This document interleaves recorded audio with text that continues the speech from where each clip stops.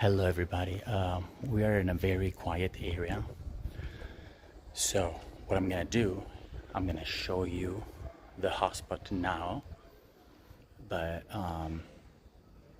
I won't talk much. I will show you everything, but I won't talk much, okay?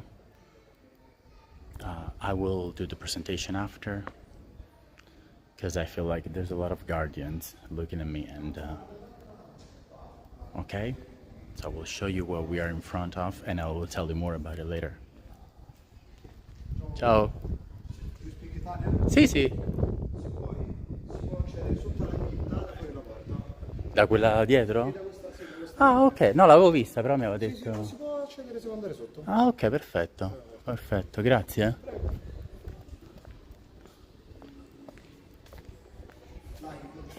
Sì. Dove? YouTube. Ah, stai su YouTube? Però... Sì, sì, ma... in realtà poi lo tolgo, quindi... No, beh, io ci ho problemi. No, ma anche fosse... rimane un giorno e poi lo tolgo via. Il canale tuo? Sì, però li lascio solo per 24 ore. Ah, ok. Quindi chi ci sta bene, chi non... Hai followers? Non ti seguire? Avevo, boh, adesso è un po' più lento perché avevo lasciato per un po' di tempo. Ah, ok. Noi ne facciamo su Twitch. Streaming. Eh sì, quello Andavano un po', andavano un sacco. dovrei provare, però lì è più per giochi, no? No, in realtà no, se ci sono live di persone che vanno in giro e riprendono. Non per forza sono giochi.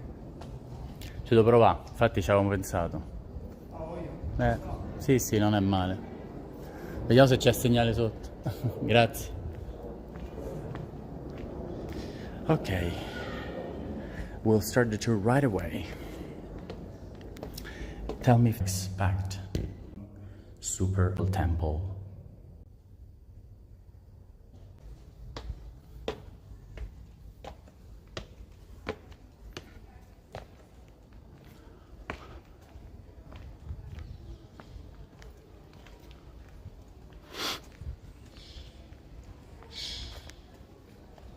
Infatti non c'è segnale sotto. Non c'è, non prende. No, no. No. A volte non prende in città. Mi hanno avvisato infatti che non... Sì. Forse adesso riprende, vediamo un attimo se... Ho detto lagga, la scatta. Ecco, mi ha detto che sto tornato adesso. Ok. Yeah, it's because it's underground, that's why.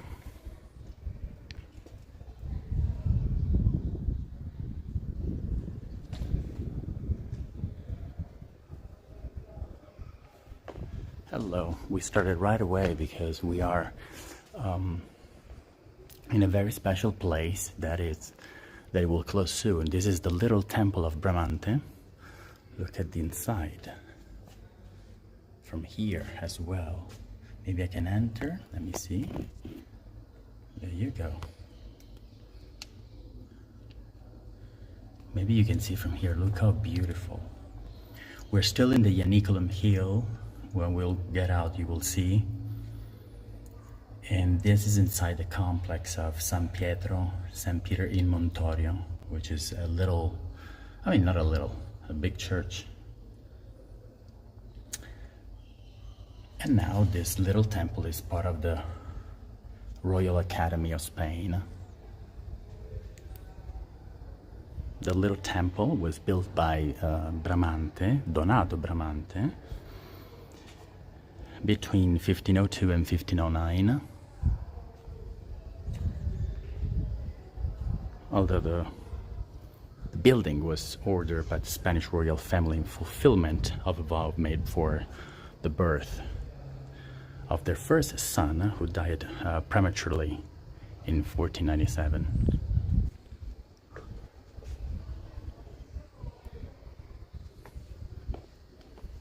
Well, let's go a little round. That's the church you see on the back.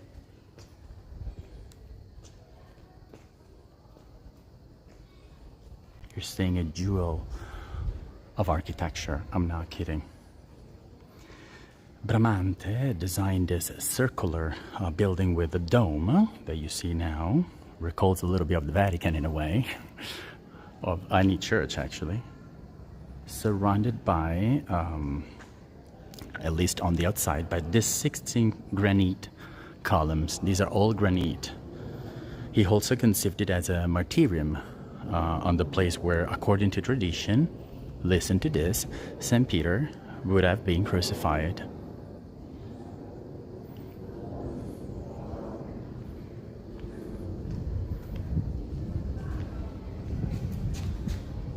Sì, sì. Ah, faccio subito. Sì, sì. 2 minuti me ne vado? No, no, tranquillo.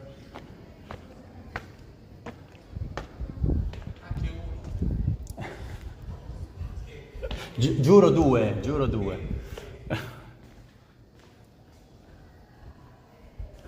And we are inside.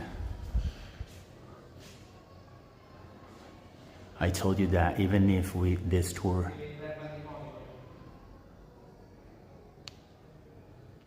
yes, Dawn. We are in the interior now. You see some statues actually. And it has very small dimensions inside, but appears much wider thanks to the presence of the high and deep niches. You see?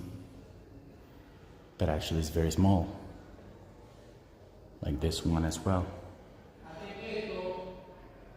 4 of which house small statues of the Evangelist. On the altar, there is the one of St. Peter, made by an unknown artist. This is St. Peter, from the Lombard school of the 16th century. That's the only thing we know about it. The floor is completely in polychrome marble tiles. And underneath the room, which we tried to go, that's why I got frozen, so we can't go because it gets frozen, unfortunately. There's a room in an adorned crypt where a plaque on the floor protects the hole that would have been left by St. Peter's cross. See? Maybe you can see me as well. This is so beautiful.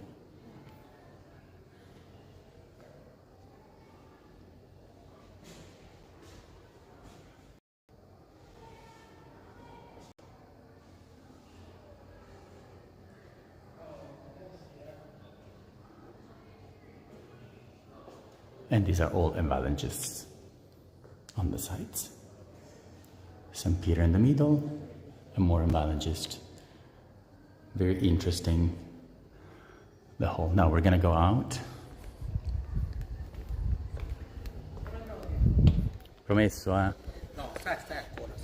No, ho fatto. Sicuro? Sì. Qui. A che ora chiude? 6? No, vabbè. Tanto si può sempre tornare. Di Roma? Sì.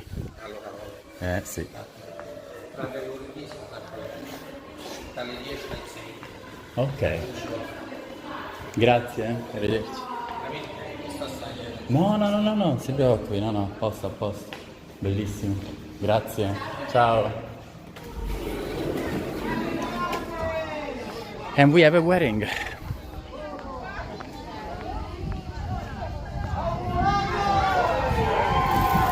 Oh, we got out from the exact moment that they're throwing the rice.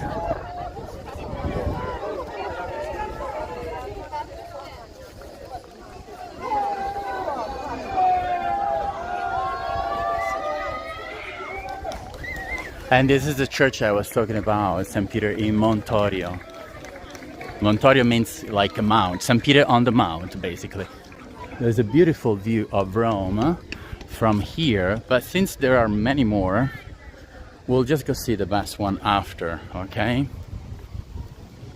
I felt like I was a little observed while inside, and so I decided not to stay much. But I don't know if you heard what I was saying before, and I'm actually sad that there are not many people on the tour because they're missing out a very important place. I think that, as I was saying before, underneath that little temple, there is this adorned crypt where there's a plaque, and on the floor, a plaque on the floor that protects the hole, as I said before, that would have been left by St. Peter's cross, because as you know, if you didn't hear me well before, that's the place where it's believed to be where St. Peter's were crucified. How beautiful was that building? Okay, now we can go back to my face. Welcome everybody. We started in a different way. We started with a hotspot that probably you wouldn't expect. I probably need a mint. So I'm gonna get a mint. Yeah, but could you see the temple? I think you could see the temple at least, right? You couldn't see underneath, but you could see the temple definitely, right? Okay, let me get my mint. Sorry, I need it. Okay. And that's the first new hospital of today. We were inside the Royal Academy of Spain, seeing this beautiful gem. But now, lovely temple. It's Bramante. Probably you haven't heard of Bramante, but Bramante is one of the most famous architects in Italy. So definitely something that you don't see every day. That's why we had to start right away from there, because they will close soon, and so I was forced to start from the Little Temple. And now we'll continue our walk, this beautiful walk, which is the second part of the Janiculum hill. If you haven't seen the first part, go check it out because it's beautiful as well. If you were with me on the first part, you know what I'm talking about. There were new hospices there as well, just like there are here today. There are 3 new things that we'll see today. One, we have just seen it, the Little Temple. The second, we'll see it right away. So, just like last time, the new things are at the beginning of the tour. And there's one little one almost at halfway of our tour, okay? Okay, Cheryl, have you been able to see the Little Temple? Because it was amazing. Dawn and other people in the chat can tell you. Now we're about to see something new again. Before we actually do that, let me remind you that this is a free tour. Of course, it's supported by your tips. You can find the links to support PayPal and Buy Me Coffee in the description of this tour. Maybe there's another link too called GoFundMe. You can give it a read if you want. That's not connected with the tours, but if you give it a read and feel like supporting, feel free to do that as well. So, if you can find the links also in the description of the channel, and that's how tours keep going with your support. So, especially with the effort that us as a local guides like do when especially during August with all this heat, it's like double work. But I'm very glad to actually show you something that I have right in front of me, so that you can appreciate that this as well. The tours are always regular. We have Wednesday the cooking, and then we have city tours on Friday and Sunday. This Friday and Sunday thing will keep going on for August. But again, if the tours are not very well supported, then probably we'll go down to 1 city tour a week. And if that neither goes well, we'll probably stop the tour, as we're probably doing with the cooking. So it's really up to you. But you can support also in other ways, as you know. If you can't, even just a small amount is fine. I mean, you don't have to support as much as you know. But think that you're seeing a tour for free, and so that would cost a lot if you do it live. So even a small amount, even 1-2 euros, you know, it's still something. It's still an appreciation for what we do. Apart from that, you can still support with spreading the word with your family and friend, and so that we have more people in the tours. And so if you can support, at least other people can do that for you. Okay, so that's really important too. Okay, we started in a different way. We started with seeing something right away, and now the presentation. Now we're back to our beautiful view here. Sorry, there you go. And now we are in front of the ossuary, the Garibaldi Ossuary Mausoleum. There you go, maybe it's better that. We'll go all around, of course. What we have in front, again, is an ossuary mausoleum. It's a monumental structure located still here on the Janiculum Hill. We're still in the Janiculum Hill. This is all Janiculum Hill. And at the place where in the spring of 1849, the last defense of the Roman Republic, proclaimed on February 9th of the same year, was attested right here. So here lie the remains of those who fell in the battles for Rome's capital from 1849 to 1870, 21 years. And we'll go also to the front, so you'll be able to see that too. In 1878 and 79, Garibaldi, we talked about Garibaldi, right? You remember, right? I don't have to talk about him again, right? You need to see part 1 for that. Garibaldi, anyways, a commander, a hero for Italy. Garibaldi himself and his son Menotti were among the promoters of the law that recognized the Janiculum Hill as the place to collect the remains of the patriots. That's why we find all things connected to Garibaldi.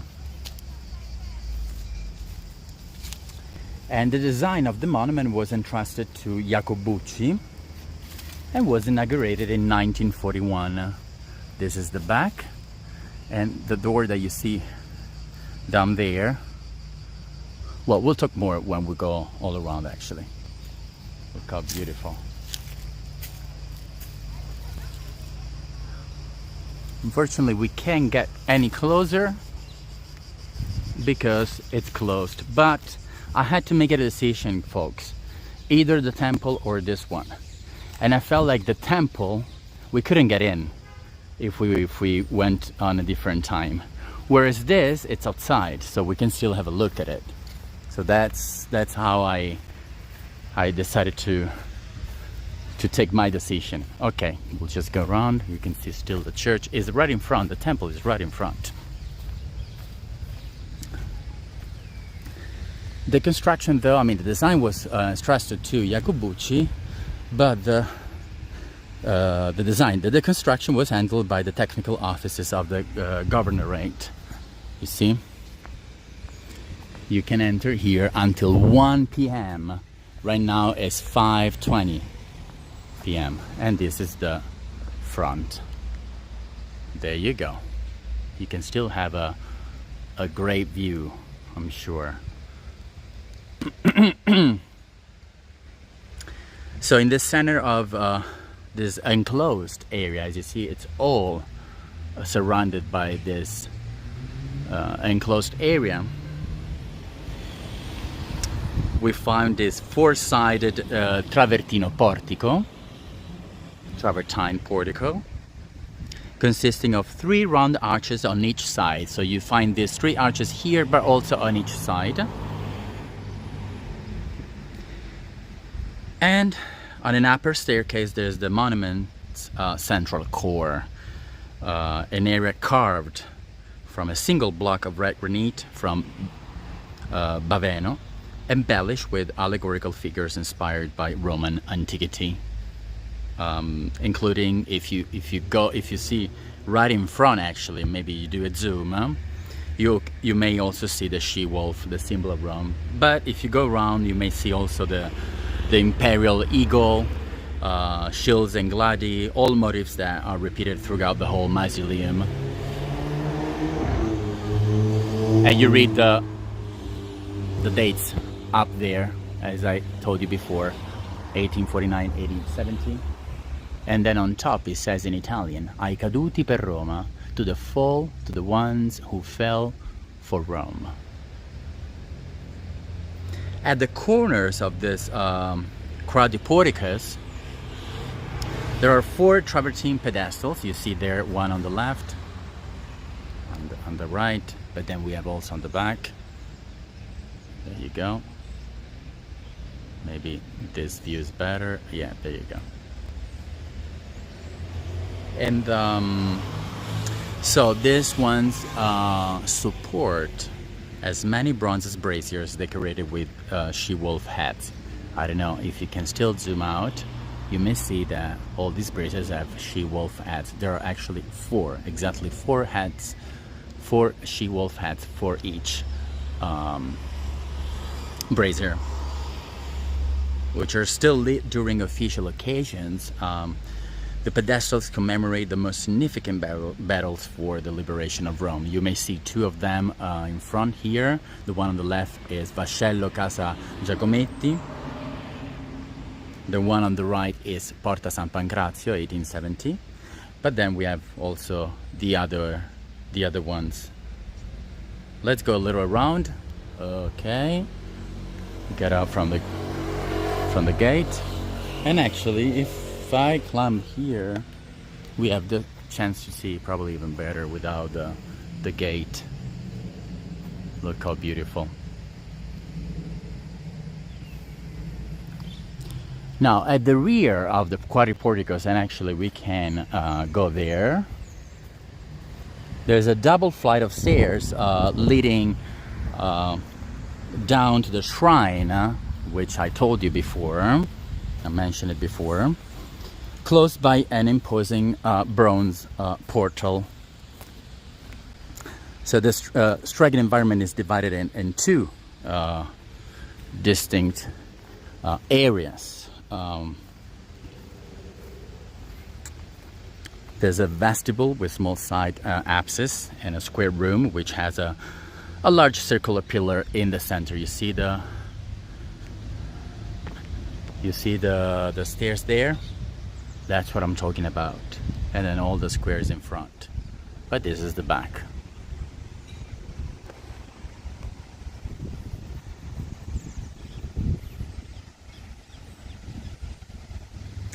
And then on the walls are arranged, where I'm still talking about the inside, 36 actually locally, enclosed by plaques commemorating the names of more than 1,600 fallen heroes.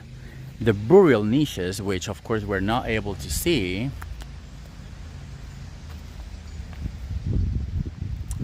contain only a few remains, 200 more or less. So think 1,600 fallen heroes, 200 remains, not a lot.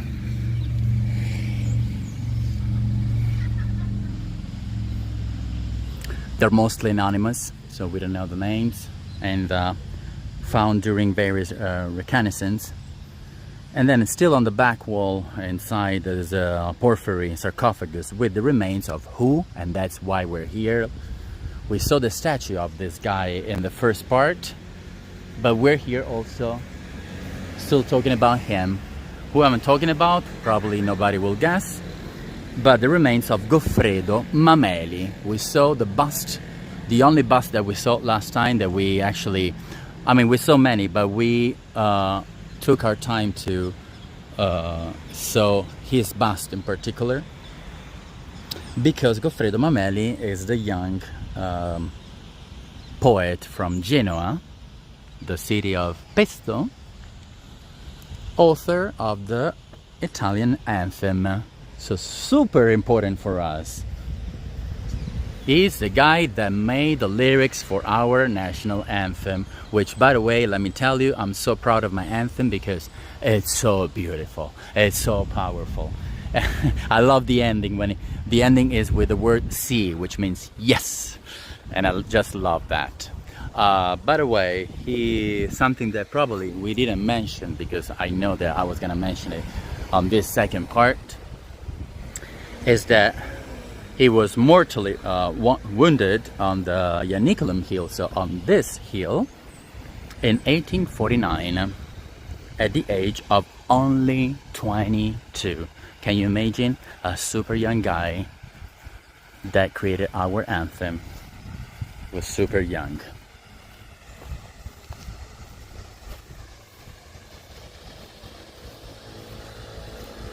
And now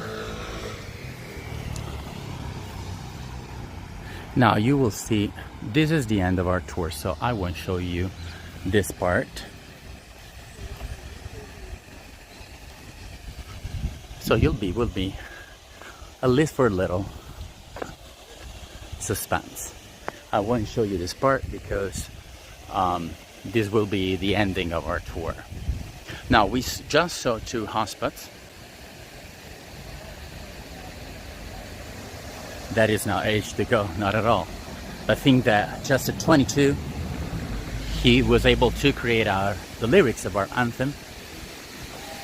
So, hopefully, I will be good enough not to show you this.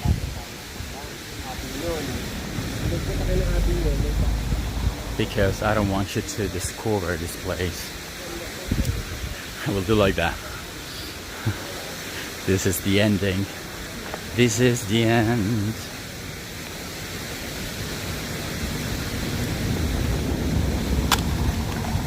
And I wonder if there's a part that is open.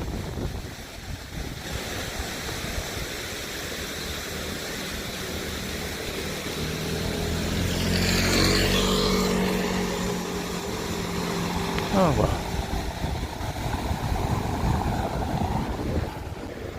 Okay, now we're gonna climb a little, so bear with me. It's gonna be a little tiring, but stay with me because we're about to approach.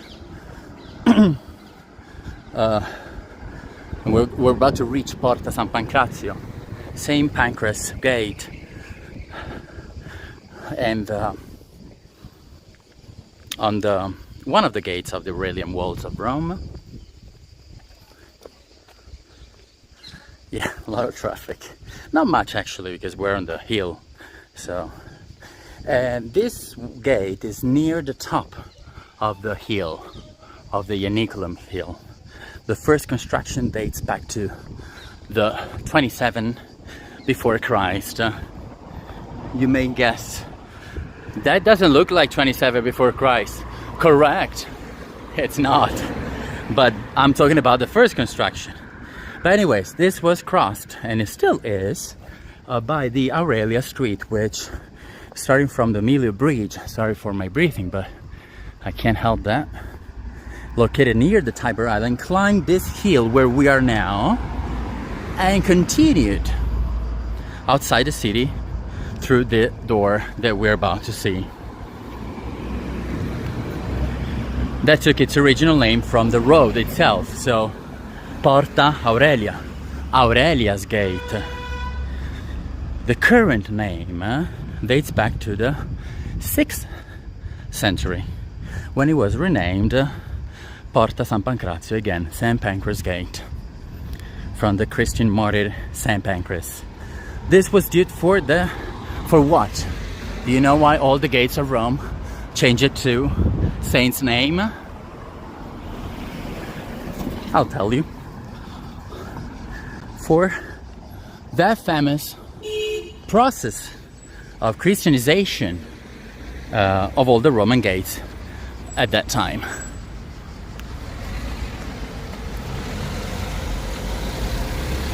So this area was famous for the heroic defense of the Romans against the French during the Roman Republic of 1849. And on this occasion, in fact, the gate was quite damaged and rebuilt in 1854 by the architect Virginio Vespignani. For who? For the will of Pope Pius IX. By the way, let me do a little detour, because we are also in front of the American Academy in Rome, which is a beautiful villa. Mickey also sang here. Now you can hear more traffic for sure. You can't see much, this is just the gate, but I just wanted to show you. Okay. Oh wow, this was tiring. Let's hope I find a fountain. You know that Rome is full of fountains where you can drink from. Okay, I'll be in the middle of the street. Hopefully they won't hit me. Now we'll see from here, then we'll get closer. Okay, so I'll give you some details, because it's not easy to be in the middle. So as I was saying, for the will of Pope Pius IX, it was reconstructed. Has the coat of arms that you may see there on the top.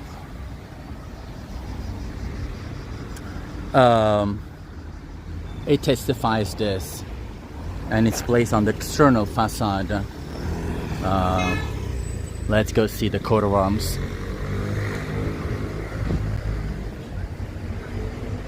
And you see the walls on the sides. You see the walls right there, because this was just a gate. And that's the coat of arms, which is on the left and on the right. On the attic, right there, of the door, there's the inscription, which states Pope Pius IX rebuilt in the year 1854, the seventh of his pontificate, of his own pontificate, as a dwelling to host the soldiers of the garrison, and as a pavilion to cash the duties in the fortified gate built for the defense of the town at the top of the Janiculum by Pope Urban VIII, destroyed by the impetus of war in 1854. Curator Torquato Treasury Prefect. It's a huge inscription. I'm not talking about the one underneath, but the one on top, almost where you see the flag, okay? Because you may guess why is he reading that long inscription when it's really small? But no, there's a bigger one on top, you see. Chiudi, capo! Chiudi! Let's talk about the interior now, which we cannot enter, but it's just a museum. It housed the meeting point for the garrison. Let's see, here you see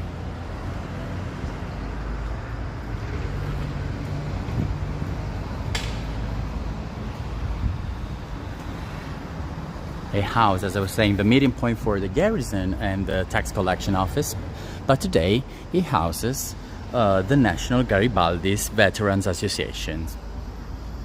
As you may see, some Museum of the Roman Republic and the Garibaldi's memory, and his Garibaldi on the horse. Unfortunately, absolutely nothing is known about its original appearance. I'm talking about the door. As I said, it was 27 before Christ, but today it's neoclassical, as you can tell, and perhaps it was also in a different position that it is now. Now we're about to cross, but it's a very tough corner, so I don't want to get hit. Risky. Now we'll get into the close to the first part of our Janiculum Hill Part 1 to see something that on one side we saw already a few times, on the other we haven't. And since we are almost halfway, I just want to remind you this is a free tour. So if you feel like supporting the tour, you get the links, PayPal links, and buy me coffee links. This is too hot to this bench.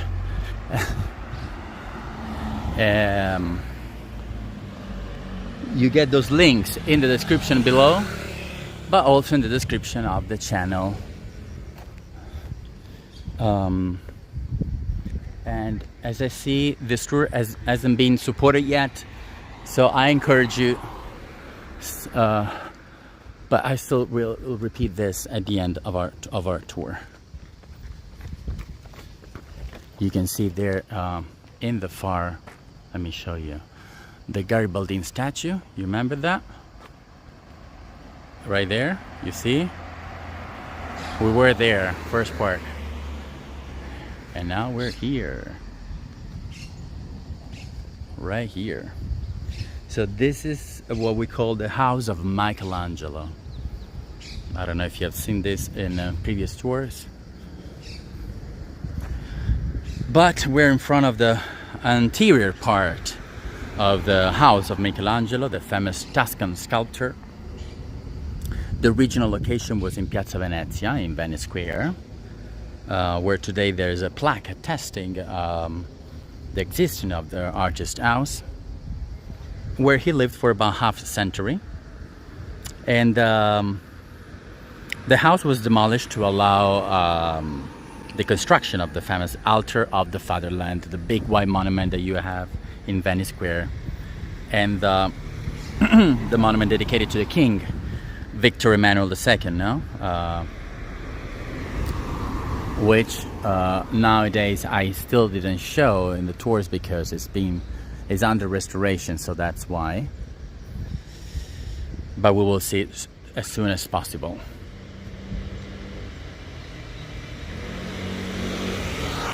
The house was very modest, the house of Michelangelo. It included 2 bedrooms, a store on the ground floor, a dining room, of course, and a cellar. Despite the poor structure, Michelangelo designed most of his masterpieces in that house, and including the fresco of the Last Judgment, which is at the Sistine Chapel nowadays. Now we're getting closer, so you can see details. Even when he became the most wanted and richest artist in Rome, not like many that die without being rich, he continued to live there as an ordinary craftsman and without allowing himself any kind of comfort, flooding every external luxury. And there he died when he was almost 90. So completely the opposite of our national anthem's creator. And he died at 90, assisted by his lover, Tommaso dei Cavalieri, Michelangelo.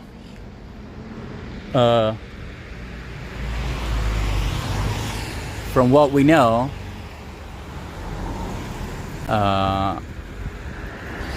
he had a male lover. The house, as we said before, was demolished in 1902, so not long ago actually, considering the years in Rome, that everything that is 200 or 300 years old is not that old for us. And however, the facade of the building was imprinted on a design by a man called Domenico Iannetti, an architect who had rebuilt it identical near the Capitoline Hill, so the Capitolium. We've been on the first tour of this year. The Roman hill where the mayor currently works, basically.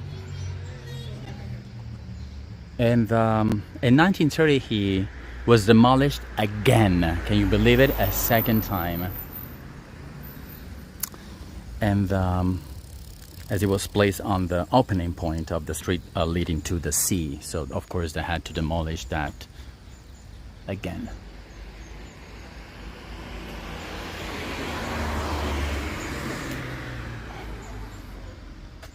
The facade was completely dismantled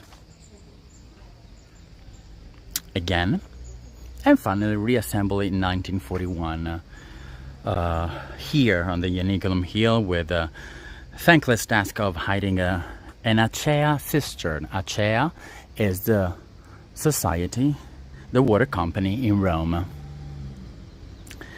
I mean, a not very happy ending for the door of a great artist house. As you see, this is the name of the water company, Acea, A-C-E-A. Again, this is the replica. But behind this facade, there's just a water cistern.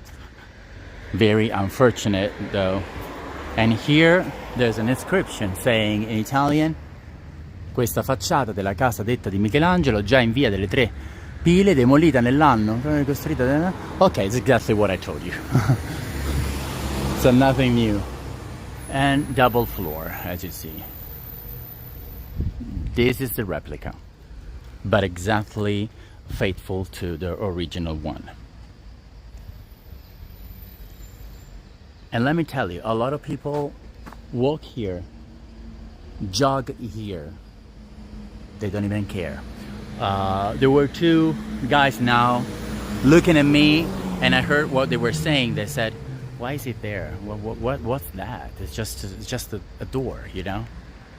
Very unfortunate, because we are in front of something very, I mean, Michelangelo, not anybody. So yes. Are you ready for the third new hotspot? We'll see right now. And right in front, this is a beautiful view, by the way, beautiful lighting. We have the statue of Ciceruacchio. Very difficult to spell it. If you want, I can do the spelling.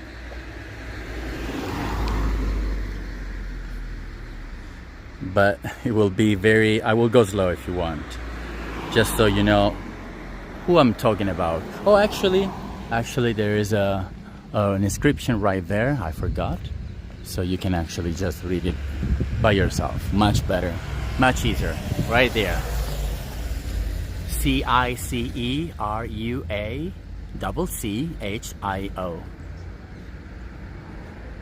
Ciceruacchio. Let me go farther.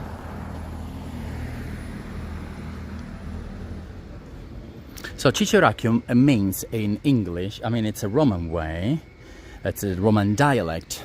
We don't use it anymore, just to be clear, but in the ancient Roman dialect, it meant chubby, literally chubby. He was also a hero of Trastevere, the famous, I spelled it at the end, I did, because it was right there. He was also a hero of Trastevere, the famous Roman district, which is under this hill. If you keep descending, you will get into Trastevere. So you have Janiculum hill on the top, and then Trastevere right underneath.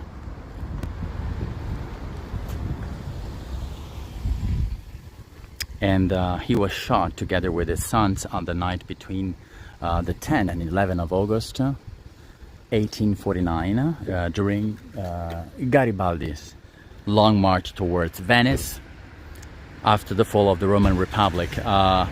This statue is very important. It's very important because it glorifies the popular soul expressed by the heroism of Ciceruacchio, him, who after spreading liberal ideas among the Roman people, so he was very liberal and fell victim to the political duplicity of the Pope Pius IX. Let me get a little closer.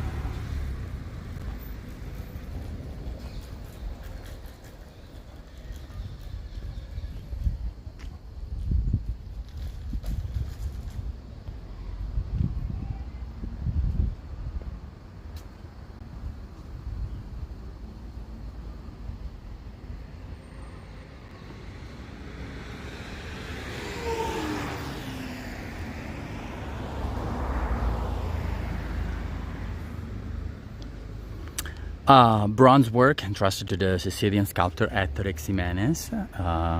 It was inaugurated in 1907. As soon as the cloth covering the statue fell, the crowd stood with bated breath to contemplate the imposing and proud figure of Angelo Brunetti, who, looking the enemy in the face, revealed his chest, indicating to aim for the heart. At his feet, his son, there is his son, as you see, Lorenzo, kneeling, blindfolded, and crying with his mouth wide open. If you take a shot and then zoom it, you can see what I'm talking about. Ciceruacchio was an uncomfortable character, definitely. He was suspected of having been the material perpetrator of the murder of Pellegrino Rossi. Who was Pellegrino Rossi? Interior Minister of the Papal government at that time.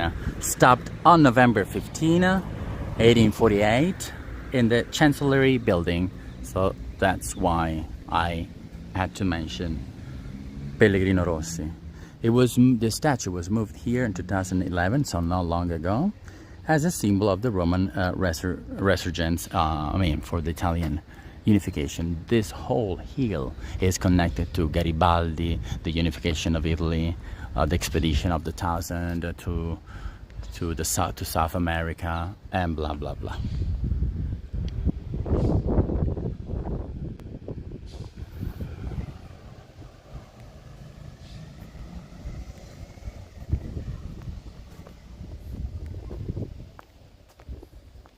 Okay, and finally we are approaching the end of this tour with our finale. Probably the most beautiful view of course, as always, we leave the best at the end. So we need to go back, but this time I don't need to climb, I need to descend. And we'll see the most important fountain of Rome after Fontana di Trevi. The fountain that we're about to see, the construction of the fountain, called Fontana dell'Acqua Paola, which translates in English as Fountain of the Paul's water, more or less. Or even called the Big Fountain by the Romans. As always, they like to put nicknames to everything. It dates back to the period between 1610. Actually, let me cross. Oh no, actually I'll go this way. So as I was saying, 1610 and 1614, thanks to the architect Giovanni Fontana. Being an architect for fountains and your last name being Fontana, which means fountain, is very ironic. Water, yes. And also by Flaminio Ponzio and the sculptor Ippolito Buzio. This was the fountain that we're about to see was the final point of the Traiano Paolo aqueduct. As always, fountains most of the times are the final points of aqueducts in Rome. By the will of who? The Pope Paul V Borghese. Which, by the way, the emblems of this Pope, a dragon and an eagle, you will see are very recurrent in several points of the monument, as we're about to approach now. The fountain is also known as the Fontanone del Janiculum, as I said before, meaning big fountain, which dominates the large terrace overlooking the city. And you may probably see the view. I mean, I can. I don't know if you can.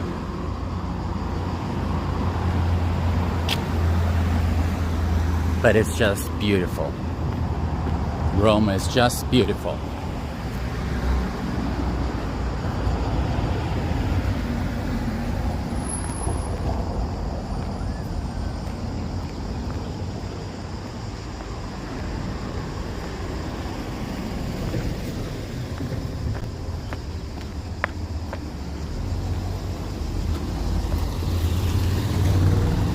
There you go.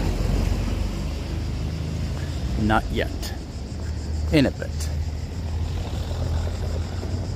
In the past, it was common to finish the aqueducts, as I was saying, that brought water to Rome with an exhibition fountain. Exhibition because it was beautiful. A real source where to get water, but also a monument.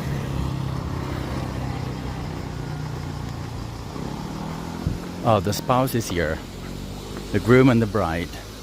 So as I was saying, also a monument, a sculpture to make a square or a street more beautiful, and to show the power and wealth of those who, a pope, a noble, had built incredible work of art. There you go. Da-da-da-da. And we got the spouse right here.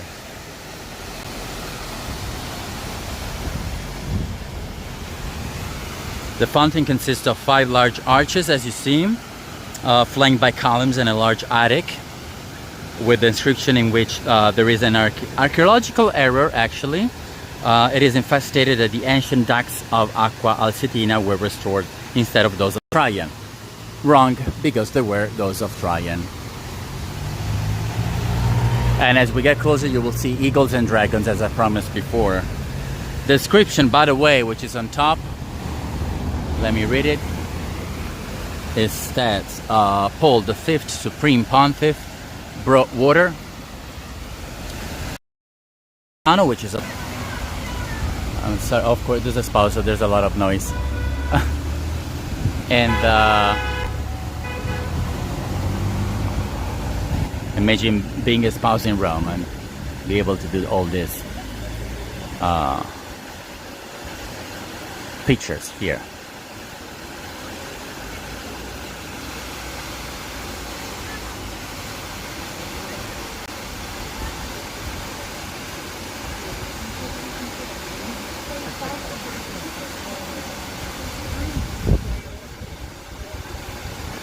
Oh my god. Oh my god, sorry guys, I was a little shocked because the photographers have asked the couple that you see there sitting to move a little so that the couple that just got married could take a picture. And the guy didn't want to move. And he kept saying rude, rude to the photographer. I mean, you get married just once, I believe. I mean, not just once, but you don't get married every day, so. I feel like they were the rude ones, to be honest. Anyways, a little detour, sorry. So I was telling you about the descriptions. The Paul V, Supreme Pontiff, brought water from the region of Bracciano, gathered it from the most healthy sources by restoring all channels of the Alsietina water aqueduct. And adding new ones from 35 milestones away. Under the frame of the attic, there's also another inscription, as you may see, that says that in the year of the Lord 1612, the 7th year of his pontificate, he created this, restored, rebuilt. They should move, honestly. I feel bad for the couple.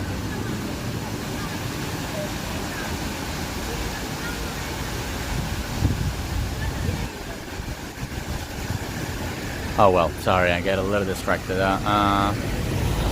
Of course they could have moved, come on. They're tourists, I don't know from where, but I just know they're tourists. And now they're looking at us. Maybe they're thinking I'm filming them.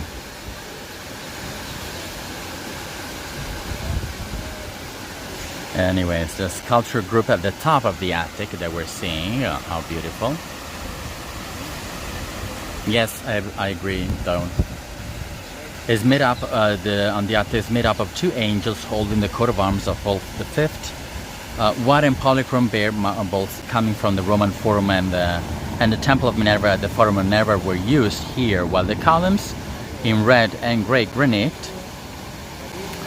belong to the ancient Constantinian Basilica of St. Peter, so the one that was before before the Vatican. How crazy is that? And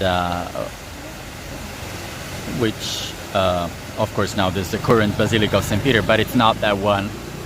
Let me just say it again, not that one, the first one, the one before the St. Peter's Basilica. It was located nearby though. At the end of the 17th century, the architect Fontana modified the facade, giving the fountain the present form. And he added a monumental marble basin to replace the 5 collection basins. Now we can get closer, so we will. Originally, the basins between the interior column of the arches, the current square, was actually created in front of the fountain, transforming the monument from a simple facade fountain or exhibition fountain, as I mentioned before, into a complex building that represents one of the most spectacular examples of a final point of a fountain, of an exhibition fountain.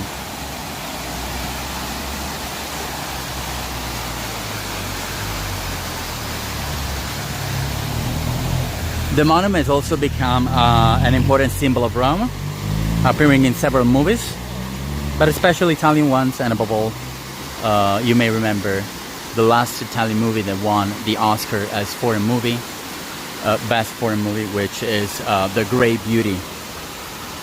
You may remember that. 2014, Sorrentino, the director, won the best Oscar as a foreign film.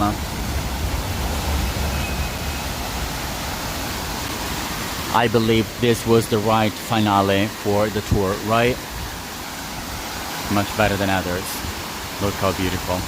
And sometimes you may also be able to enter in the balcony from the side, but it's very, very rare. But if you happen to go, you can go to the balcony and see all the view from here. Can you see the dragons on top and everything? But I can also show you the dragons and eagles on these pillars here. So this is the eagle. I don't want to get hit. The dragon. And they go like that all around. So they always repeat. Dragon, eagle, dragon, eagle, dragon, eagle.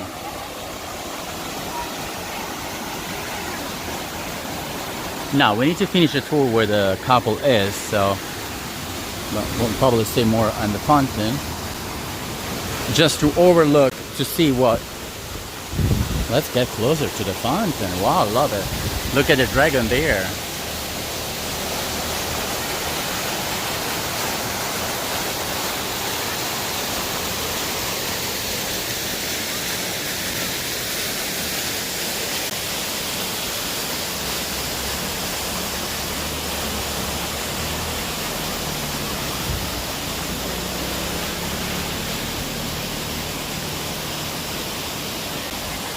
And now we'll go see the view. I'll show you the final view.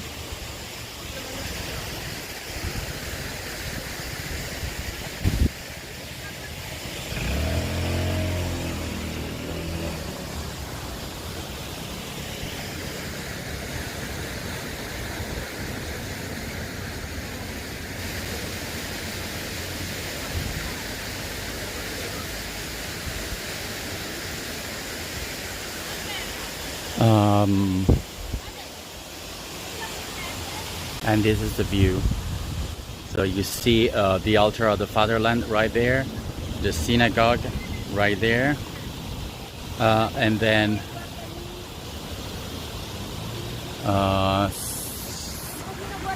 Medici's villa right there. the Palace of Justice. So many beautiful from this, with this beautiful palm right here in front. Lo sai, sto facendo un tour pure io. So. I'm working too. I'm sorry, photographers. Not my fault. Okay, amazing view.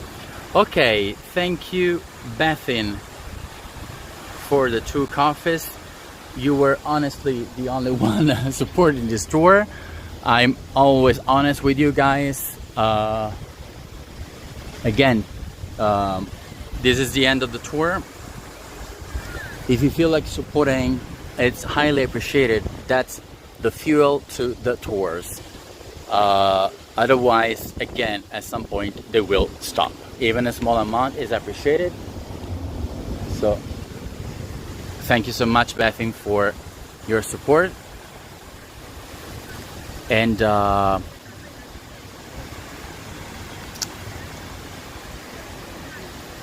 thank you so much for staying with me during this beautiful tour of Rome. I will see how this goes. Otherwise, I will have to make up my mind and maybe starting doing 1 tour a week, and eventually, or unfortunately, maybe stop the tour at some point. So I'm sorry to be that frank and straightforward, but you know, we put a lot of work and effort on this, so it's just being human, and this is the job for us, so just be honest. Anyways, thank you so much for who supported the tour, and see you on Sunday. Maybe on Sunday with the first part of a new series called the Major Papal Basilicas, and we'll start from the Cathedral of Rome, St. John and Lateran. Thank you so much, and I'll leave you with this beautiful tour. I mean, beautiful view. Sorry. Bye bye.